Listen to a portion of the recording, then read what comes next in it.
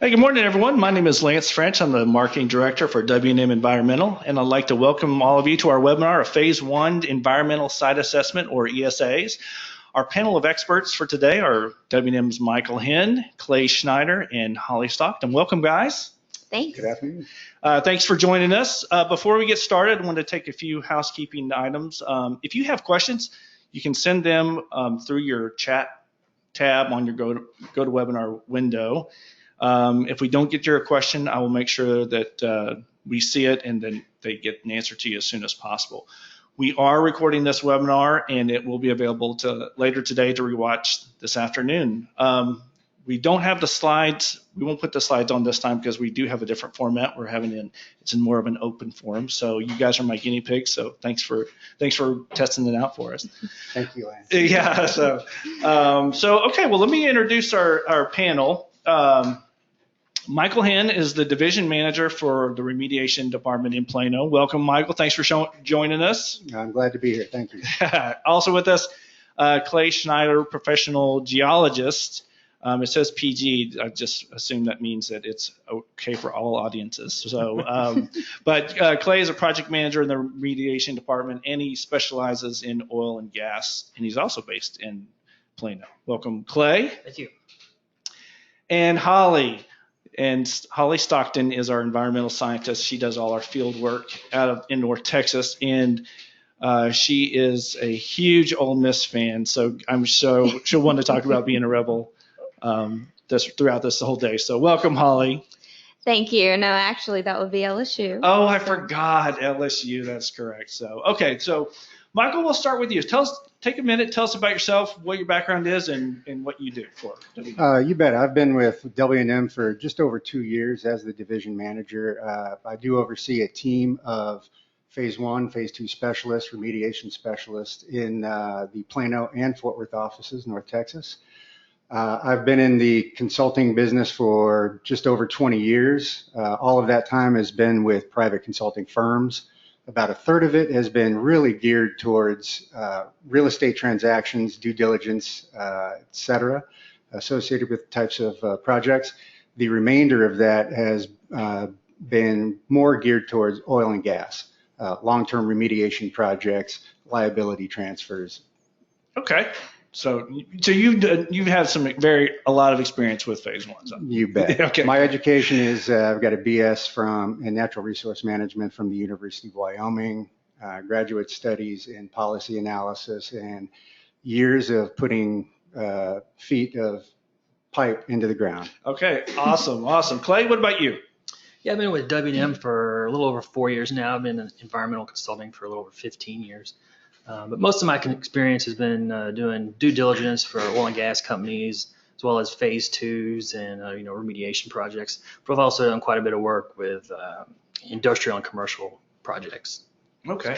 So Holly, you're probably the newest on our staff. Actually, not the newest on our staff, but so how long have you with W&M? Actually, 2 years today. And you do most, if not all, of the Phase 1 work in North Texas. Yes.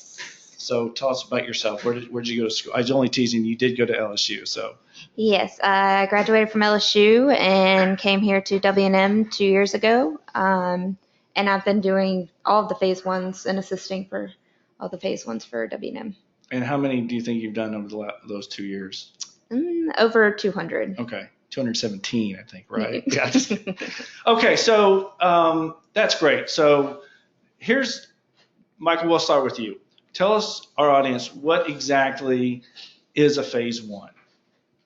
Well, essentially a Phase 1 is a study or an assessment conducted at a property with the purpose to define good commercial and customary practice for conducting the ESA, but really to identify potential for the significant on-site chemical contamination and assess whether it relates to a regulatory, a business, and exposure liability for either the seller or the purchaser of that property.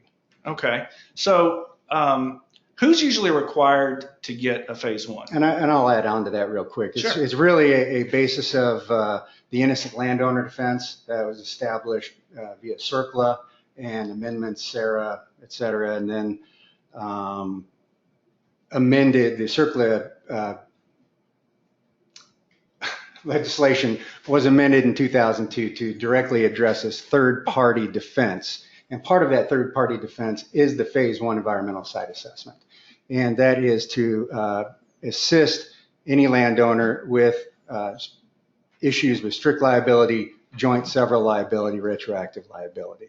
Okay, so most of our clients, when you get our clients to call you, generally, who's requiring them to get a phase one? Do they just think it's a good idea, or I would say that the smart person, it is a good idea to conduct a phase one, regardless of the need, and that the need is generally driven by the lender. Okay. Well, that makes sense. Are there situations that don't require getting a phase one?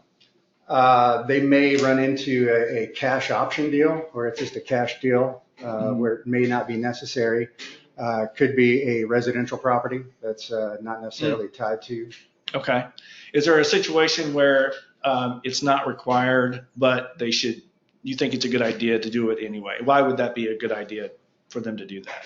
Well, I think it's a great idea anytime there's a purchase of property. However, depending on the level of investment, because of course, purchasing a phase one, although relatively cheap on the scale of our services, the end result may be you're purchasing a property that is contaminated and would cost much more than the fair market value of that property. Okay, so if you're doing a cash deal, nobody's going to require you to do a phase one, but as a peace of mind, it'd probably be a really good idea to have at least a starting point, kind of a clean bill of health. Absolutely, it depends on your level of risk, but it's always a good idea to identify potential liabilities. Okay, awesome. I actually had a comment about that.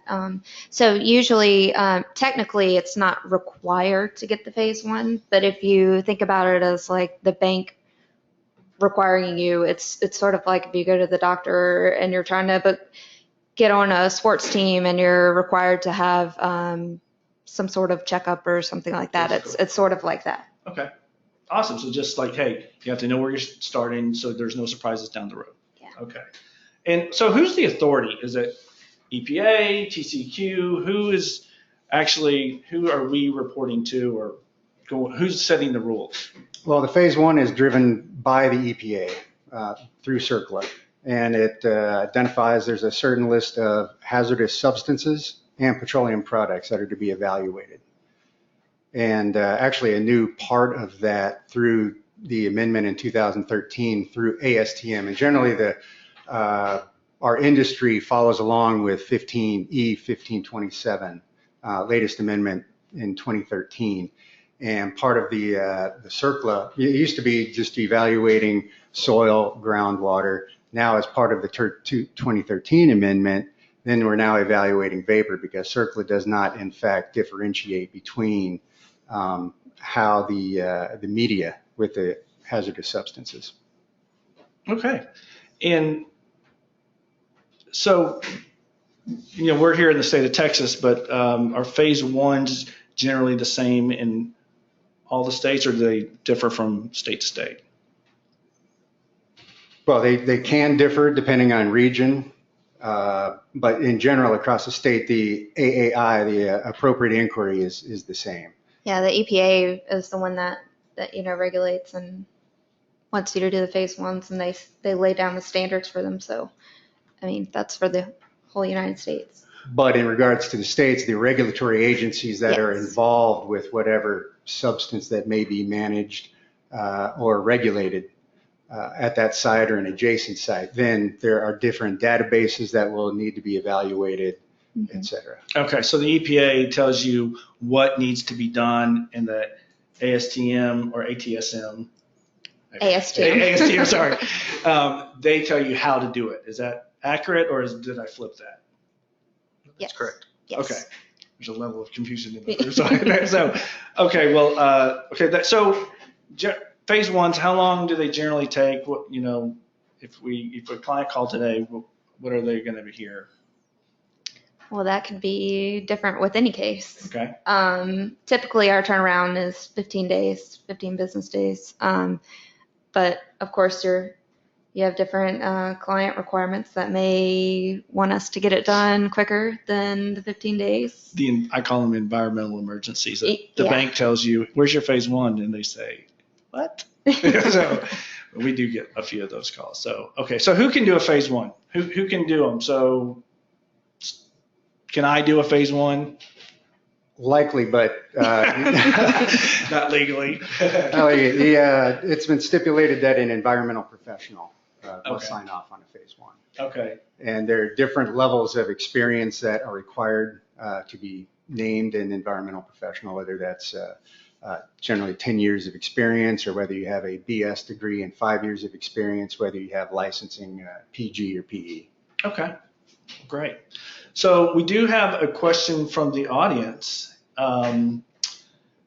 Soil samples. So how are soil samples involved in a phase one, or are they involved in a phase one? I would say that they are, whether we are actually collecting samples during the phase one, that is not part of a phase one standard practice.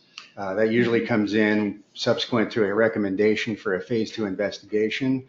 However, during the appropriate inquiry phase, we may be alerted to the fact that prior soil sampling has been conducted at the site or an adjacent property. And we would evaluate the data associated with that soil sample. Okay, so before Holly goes out to the field to do the site evaluation, you guys do a little data collection or look at what you should expect. Are there times where you're going to go, you know what, I know what the phase one is going to tell me, we're probably going to need soil samples already limited, or do you just say, basically do the phase one and then go to a phase two, or do you just say, hey, we'll do limited soil samples? Well, that's a great point, because in fact, the contracting period for many of the due diligence periods is just 30 days. And whether you need an extension or not, that will be determined later. However, if we know immediately that we're likely to recommend a phase two, we may in fact do them concurrently. Okay, cool. So Holly, I think you mentioned that not all phase ones are alike. So can you kind of go into that? Like, what are the differences? And I know that I think we'll kind of segue into what Clay does too, but what are the differences in phase ones? You said generally. As far as properties, or Yeah. I mean, we've done phase ones for vacant properties, manufacturing plants, to dry cleaners, gas stations, different things like that. And they all have different, I guess you would say, different things that they do, different chemical storage areas, different, like the gas stations, you would be concerned about their USTs, and different things like that. The vacant properties, those are actually pretty tricky, because you may go out there and there's nothing there, but then you look at the historical background and there may have been a military base on the property. So it all just boils down to historical and present use and different things like that. Okay. And so Clay, you said that you worked primarily in oil and gas. Well, that's kind of your expertise. So what's different about an oil and gas phase one? Sure. Oil and gas phase ones, they're similar to commercial industrial phase ones, and the process to completing them is essentially the same. But your primary sources of information are going to be a little different. With a typical phase one, you're going to be reviewing state and federal environmental databases and doing public information requests, interviews with municipalities, fire departments, that sort of thing.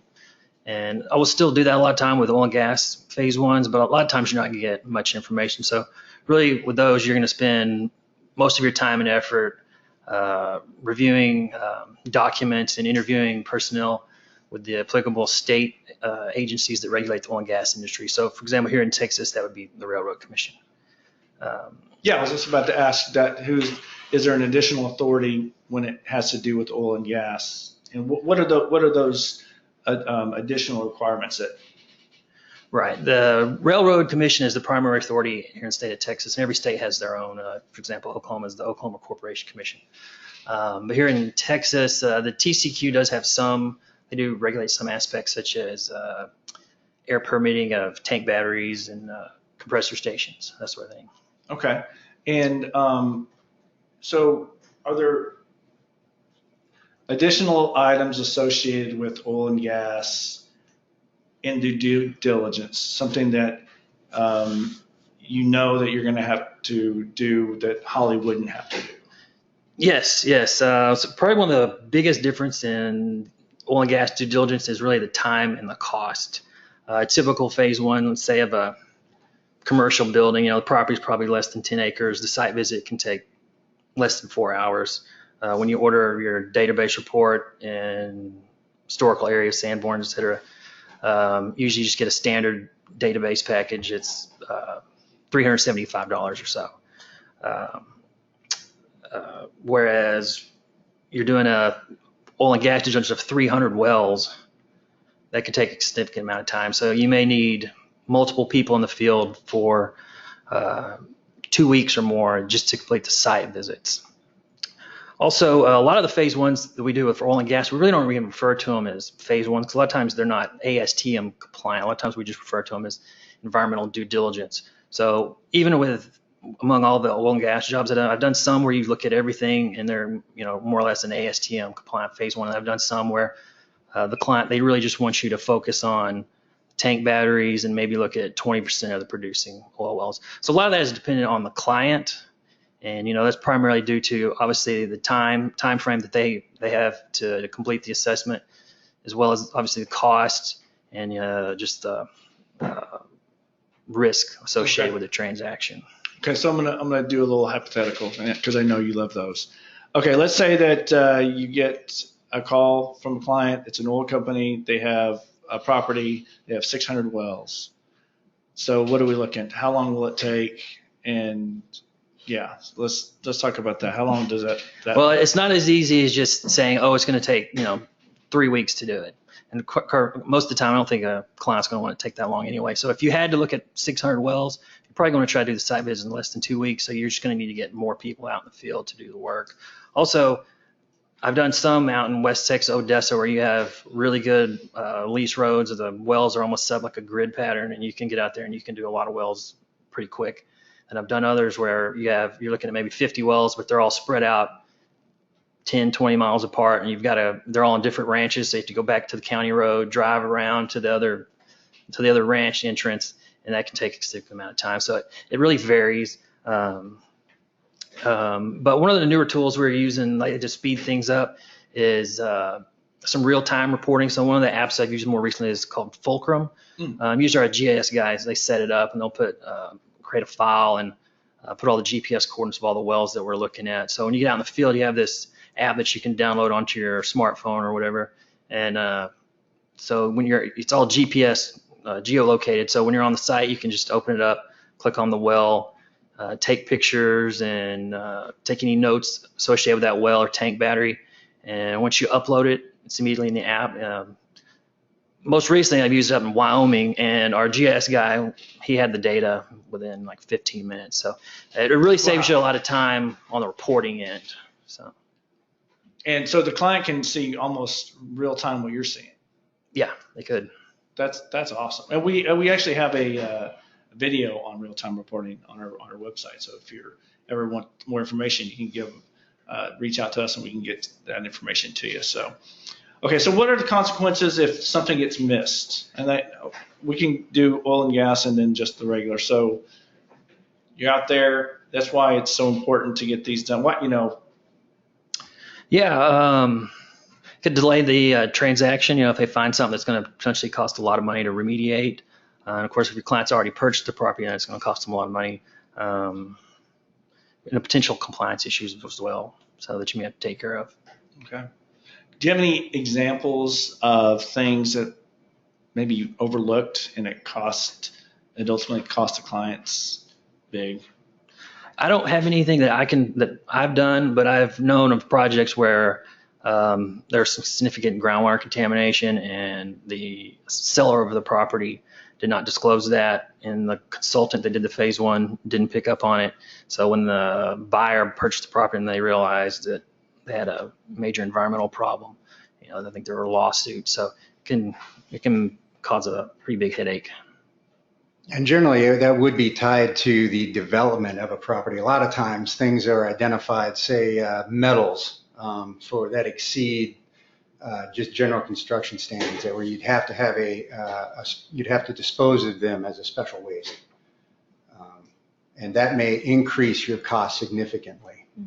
Okay. Not evaluating a potential chlorinated solvent plume, that you thought was just 250 feet away from your property, but in fact it is impacting potential indoor air within the building on site. Or it will be potentially impacting a new building. You're starting up from scratch. Is it necessary that you would want to put in a vapor barrier that would increase your cost potentially, $2-3 a square foot? Yeah, I would think that looking up the historical portion, you can't really gloss that over because that's really important. Just like Holly said, if there's in the past have been a gas station on that property, there's going to be certain things that you're going to want to look at. And if you don't do that correctly, you find out as you're building, everything's clean. And then as you're building, your construction company finds a gas tank. Yeah. And then that can cause serious delays. And I'm speaking on that by experience, unfortunately. But Absolutely. Okay. And you may, in fact, open up a toxic work environment for the construction workers. Yeah. And yeah. Absolutely, or those tanks tend to do bad things if they're hit. They're not properly taken care of. So that's going to bring us to our first survey question that we're going to give to the audience. So I can't see the question exactly, but I know my audience can. But in a phase 1, the ATSM instructs what to do, and the EPA instructs us how to do it. I'm going to launch that right now, and we're going to let that poll for our audience. So what do you think the answers are going to be? Don't say anything yet. Don't say anything yet. We don't want to give it away. I will say that so far that our audience is pretty smart. I'll just put it that way. Oh, we just got some ones up. Oh. So good. We haven't lulled everybody to sleep. That's excellent. Yeah, so they are actually taking. Holly, what do you think the results are going to be? We're going to show us. I would hope that they thought about the question a little bit. It's a little tricky. It was tricky because I got confused when I was typing it. So, and I know the answer. So we're going to close it right now. So I'm going to share those results. So we had 65% said false. Holly, what is the correct answer? It is false. Can you tell us what we should? So it was a trick question. Basically, the EPA is the one that regulates the phase 1s, and we go by the ASTM standards. Yes. So the ASTM, did I get that right this time? Yes. Okay, yeah. Your ASTM tells us how to do it. Yes. Okay, very good. Okay, thank you. Very good. So 65% actually is not bad for an audience this big. So good job. Hopefully the 35%, none of them work for W&M. Just kidding. So, okay. So Holly, we're going to go to you. So you're out in the field doing the majority of the sites, and you've been with the company for 2 years, and you said you've done over 200 phase 1s. Mm-hmm. So take me through a site visit. Actually take me through the whole process. What prep work do you do? Take me through from the time you got, that Michael says, hey, we have a phase 1 to the time you write the report. Basically, they vary. So it kind of depends on the site itself. So of course, if it's a vacant property, it may not take as much, information as if it was an industrial facility that I needed to kind of look more into how many buildings are there, what the buildings are used for, different things like that. But basically, before I do the site visit, of course, I try to make sure that we can gain access to the property. And then typically I like to get the EDR database report and aerial photographs before I go. That way I can take a look at that prior and, I can see things that may have been on the property, their locations, things like that. and I can be prepared to look for that during my site visit. So, Okay. I'd add in there, it's also important to gain an understanding of exactly what property we're evaluating. yes. At times, some of these deals are so fast that perhaps an Alta survey is not available, and there are multiple parcels, and there's within a tract of land, and there may be only purchasing 3 of the 5 within there. At times, we will start off a phase 1 evaluating more properties than we end up having in the final report, if that makes sense. Yeah. So Okay. that's critically important.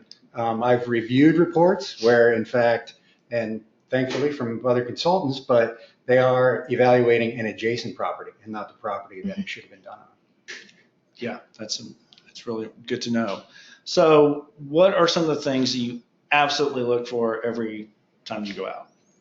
Like I said, it depends on the property.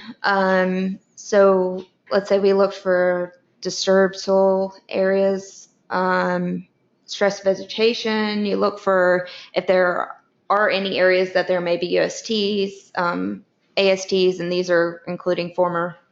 You're looking for stained concrete. You're looking for cracks in the concrete that maybe, a release could get to the subsurface. Chemical storage areas, different things like that.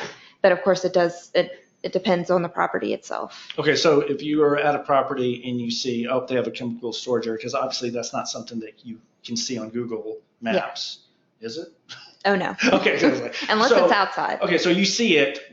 So what do you do differently than you would do it in normal? I mean, you just note it, or do you actually go closer, take pictures of it? Oh yeah, pictures, take notes. You try to ask them what the chemicals are used for, how they're transported off site. It depends on the facility itself. Looking for releases, stains, where they're stored, if they're stored, on the ground surface, or if they're in secondary containment. Different things, depending on what they are. And part of that, we would ask immediately for SDSs, which we do as we go into a facility. Ask if they have any SDSs, identify what chemicals they do store, what waste streams they have, if they have any associated permits, registrations. Of course, hopefully our regulatory databases expand on that. If not, with the on-site properties, with adjacent properties, any registered facilities, we would certainly order the associated registrations, et cetera, from the regulatory agency that's overseeing that and review those.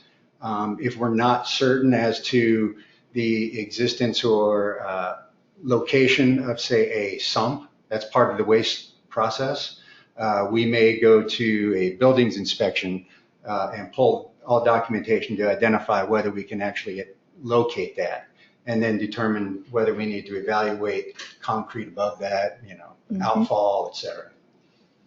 Yeah.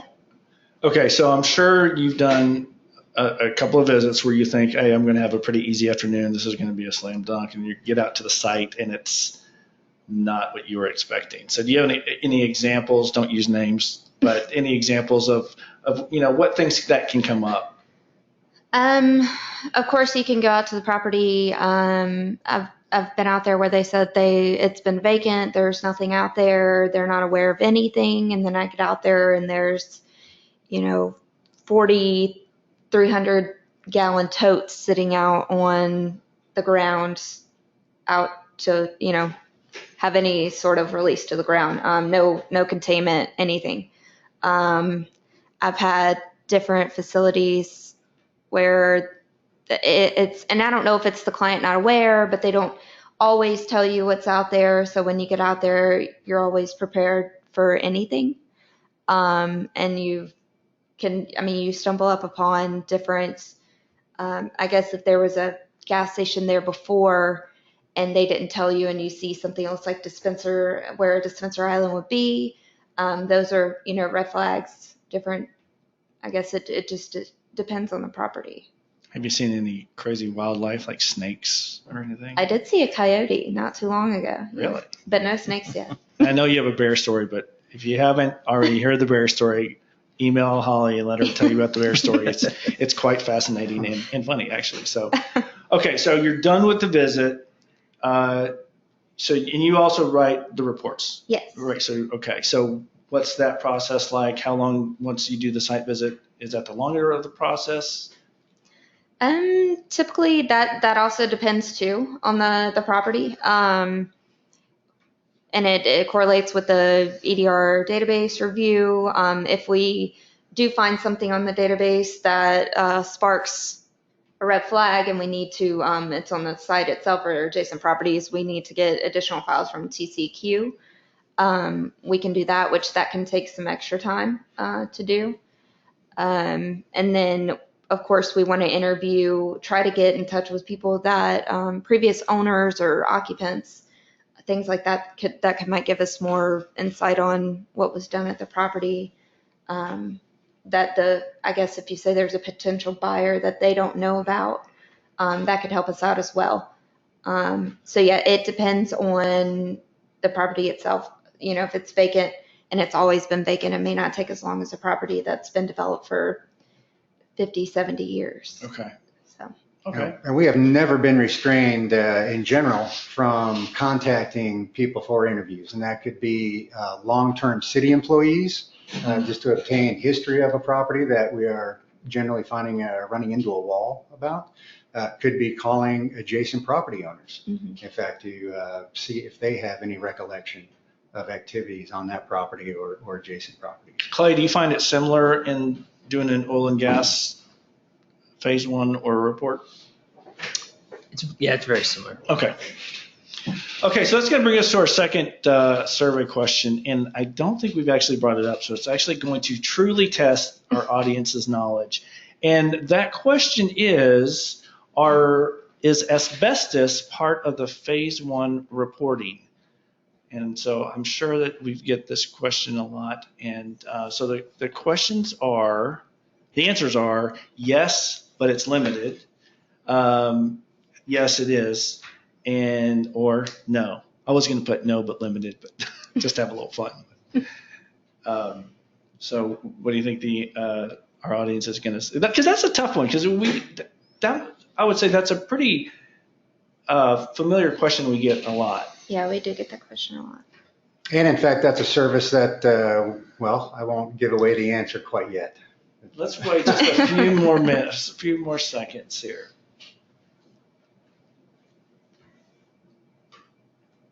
You know what? I think that's good. Oh, as soon as I said that, somebody actually voted. So one more second. So, I'll go ahead and close it. I know the suspense is killing everybody. So the answer is what? Holly, what is the answer? Asbestos is not included in the standard scope of a phase one. But it can be an additional scope item that we can provide. Okay. So just to let you guys know, 43% said yes, but limited. So I was actually expecting that. 13% said yes, and 43% no. So we can go to sleep at night knowing that we did educate at least some people on the webinar today. So did anybody want to go into detail on the asbestos, or did we cover that? Well, we haven't covered it, I don't think. Just there are many additional services that are possible to be tied to a phase one. Some of those are a property condition assessment, which would evaluate the building interior, exterior, parking surfaces for general costs of maintenance and redevelopment costs. Also asbestos, of course, to determine if there's a redevelopment. A lot of times that'll just be necessary based on the square footage of material that is going to be renovated at the time. Could be lead-based paint as well.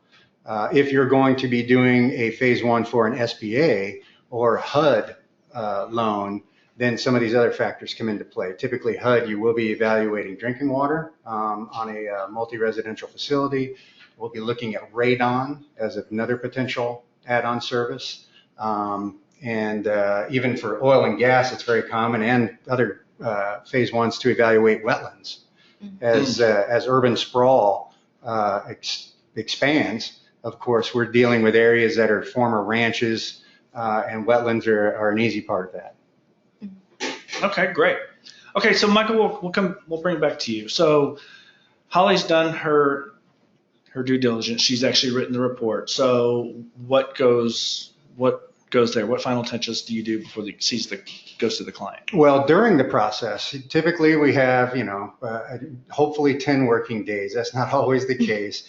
Again, she stated 15 working days is what we like to have. But really, that time frame is tied to responses to our FOIA requests, talking with city agencies, fire departments. That allows them time to review our request and potentially give us back information. And also, if we can get access to the site. Right.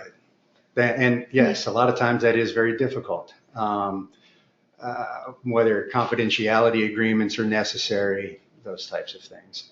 But during that process, we'll have at least one, if not 2 to 3 meetings to discuss the progress. All right, where are we on the regulatory research side? Have we acquired necessary files?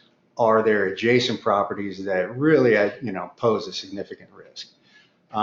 Once Holly has, Holly's not the only one in the company that does phase ones. We do a number of them, but in North Texas in general. We have a 2-step review process.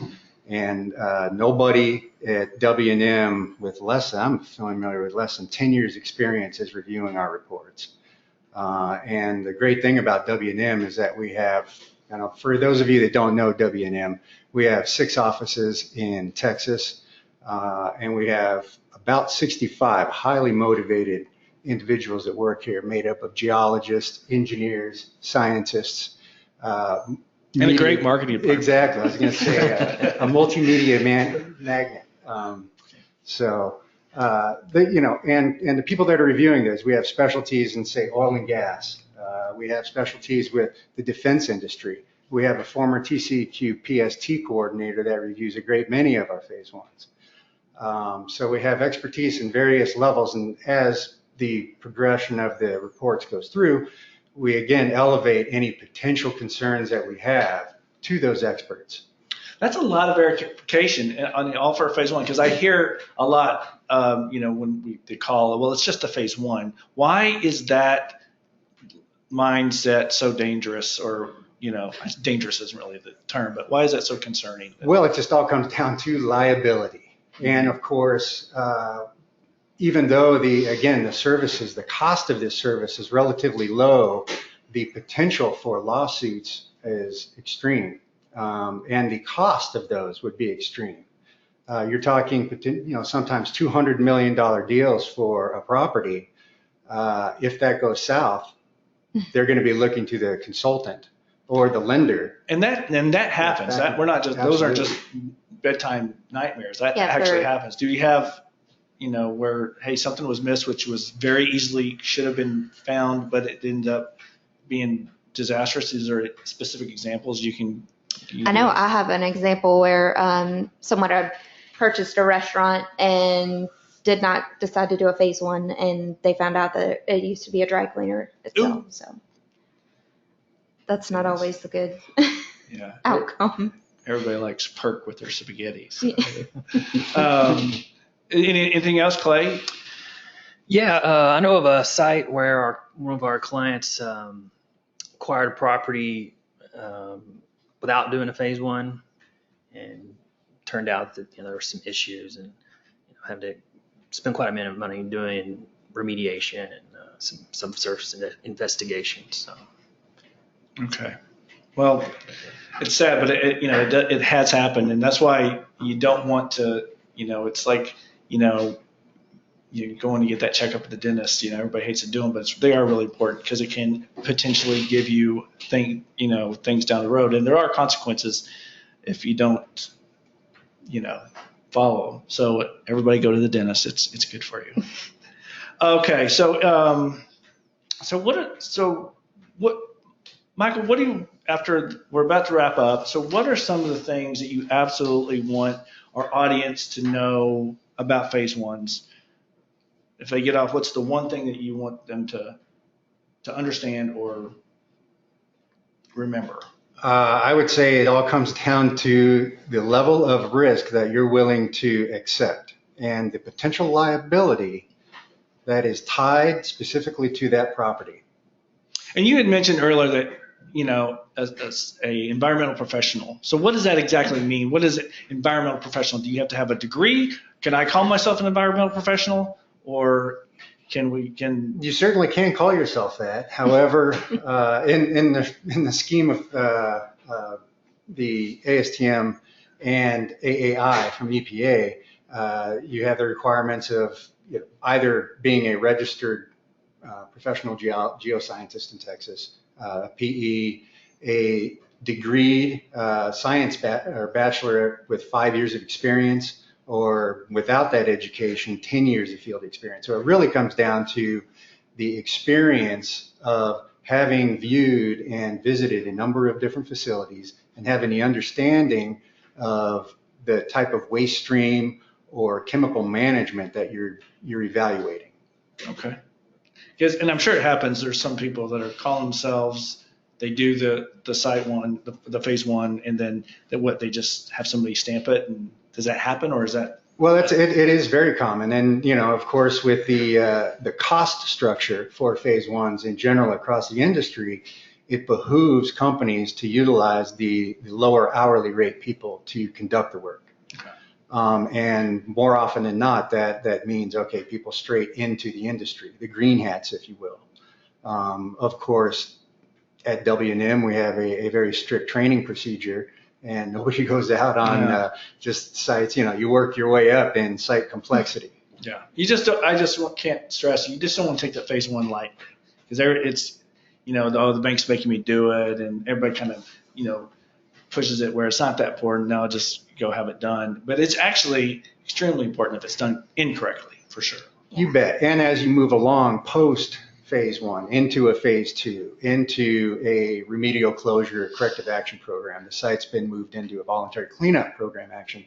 The phase one then becomes an essential document to that process. Mm-hmm. And you will refer back to it numerous times.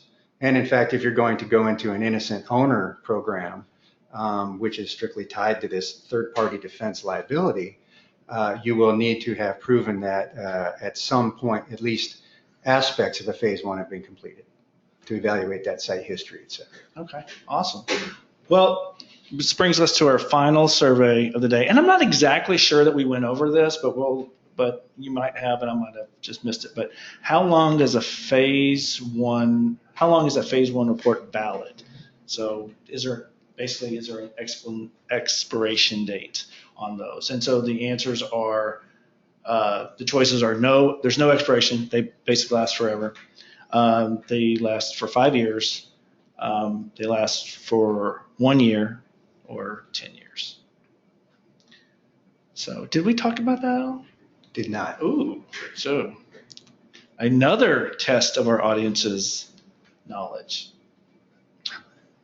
Clay, what are your guesses that people are going to say? Not sure. Actually, they were improving. So this one was much better. So actually, we're going to give you guys the answer right now because we are going to wrap it up. But the correct answer is 1 year. And Mike, did you want to add on to that? It's 1 year, but you said something about a 6 month. Well, generally, yeah, they need to be about within 180 days of the acquisition of the property. There's some leeway for that can be done within that time frame, and if it's not within a year of that, 6 months of that period, you would need to update at least 4 items of that phase one, which would include a new regulatory database search, a site visit, interviews, and one other. But generally, if you have the historical data hasn't changed in that period of time, that's not necessary. Everything else as part of the phase one would be. Okay. And so if somebody was buying a property and a phase one was done a year ago, does that count? I mean, let's say it's 11 months ago, but I'm buying the property now. Does that phase one count, or do I have to get a new one? Well, after the acquisition, you'd need a new one. Okay. Sorry to disappoint my audience, but everybody's like, "Ooh, that's good." But okay. So the results were 13% said there was no expiration, 7% said 5 years, 73% got it right. So good job, guys. And then 7% said 10 years. So I feel like we really educated our audience very well today. So good job, guys. I'm proud of that. So we're going to open up for questions from the audience, if there are any. We'll take it up for a second. So yeah, it doesn't look like we have any questions coming across. That's actually good, because that means that we definitely, the presentation was right on point. So congratulations. Guys, thanks so much for being with us today. Great job. Great information. Here's their contact information. If you need to have a special question asked, or if you have a project that needs to get done, you can absolutely reach out to them. Thanks, guys, for joining us. And also want to shout out to Chazcast in Plano for helping us with our new setup. It's actually kind of impressive. If you look on our Facebook page, you can see we look like it's an actual studio. So good job. Thank you, Chaz, for helping us out. Thank you very much. And to you, Thank Lance. you. Hey, you bet. You guys have a great day, and we will get this recording on our website soon. You guys have a great day. Bye.